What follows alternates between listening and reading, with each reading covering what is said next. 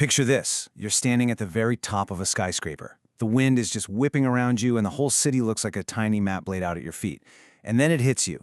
Your heart starts pounding, your palms get all sweaty. It's a feeling a lot of us know. So today we're going to unpack that feeling, the fear of heights, and figure out when it stops being just caution and turns into a full-blown phobia. All right, let's just dive right into it. First up, we're going to get to the bottom of that dizzying sensation and really figure out what separates a totally normal reaction from, well, something more. You know that feeling, right? That sudden lurch in your gut when you're walking across a high bridge or you peek over the edge of a cliff.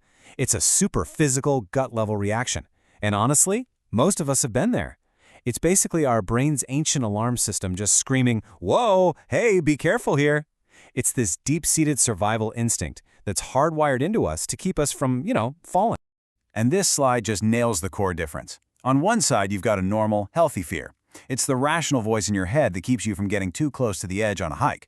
But on the other side, you have acrophobia, which affects up to 1 in 20 people. That's when that internal alarm system gets cranked up to 11, triggering this massive panic, even when you're totally safe, like behind a thick pane of glass on the 50th floor. So, let's get a little more specific here. What exactly is acrophobia when we break it down? Let's look at the official definition. And there you have it. Acrophobia is defined as a strong and unreasonable fear of high places. And the keywords there are definitely strong and unreasonable. We're not just talking about a little case of the jitters. We're talking about a really powerful fear that just doesn't match up with the actual situation. And this right here is the absolute key. Someone with acrophobia feels this overwhelming sense of danger even when, logically, there is none. It's like their internal threat detector is on the fritz, creating this wave of panic that feels incredibly real, even if it's not. And that internal panic, it shows up in some very real physical ways. We're talking about extreme discomfort, feeling dizzy or shaky. Some people even describe a terrifying sensation of being pulled or pushed off the edge. And that leads to the last point. People start actively changing their entire lives just to avoid heights, which, as you can imagine, can be incredibly limiting.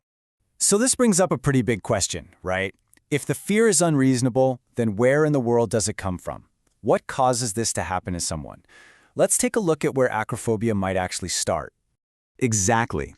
If a normal fear of heights is a healthy alarm, acrophobia is like that alarm is just stuck blaring, stuck in the on position. So what flips that switch and keeps it there? Well, let's check out some of the usual suspects. A lot of the time, the causes can be traced back to a few key areas. It might be something direct, like a traumatic fall or a scary experience as a kid. But here's the thing, it doesn't even have to be your own experience. Sometimes just seeing someone else have an extreme reaction to heights can be enough for you to internalize it. And in other cases, it might not be tied to any single event, but could be part of a more general anxiety condition. Okay, so after all this talk about fear and panic, I want to pivot to something a lot more hopeful. Let's talk about how people can manage acrophobia and find their way back to solid ground, both literally and figuratively. And this is maybe the most important takeaway of all. As overwhelming as it can feel, acrophobia is absolutely manageable. There are proven, really effective ways to get back in the driver's seat. So the approach often has a few different parts. The real cornerstone of treatment is behavioral therapy. And that's usually backed up with calming techniques, like breathing exercises, which can help manage those physical symptoms of panic right in the moment. In some really severe cases, medication can also be an option to help get the anxiety under control. So the most common and effective treatment out there is something called gradual exposure therapy. And it's pretty much what it sounds like. With a therapist's help, you safely and very slowly expose yourself to heights in a totally controlled way. You might start small, like just looking at pictures of tall buildings, and then gradually build up from there. It actually helps your brain relearn that these situations aren't the threat it thinks they are. Now, let's be super clear about the goal here. The point isn't to become some kind of fearless daredevil. A healthy respect for a dangerous drop is a good thing to have. The real goal is management. It's about learning to turn the volume down on that blaring alarm bell so it's not running your life anymore.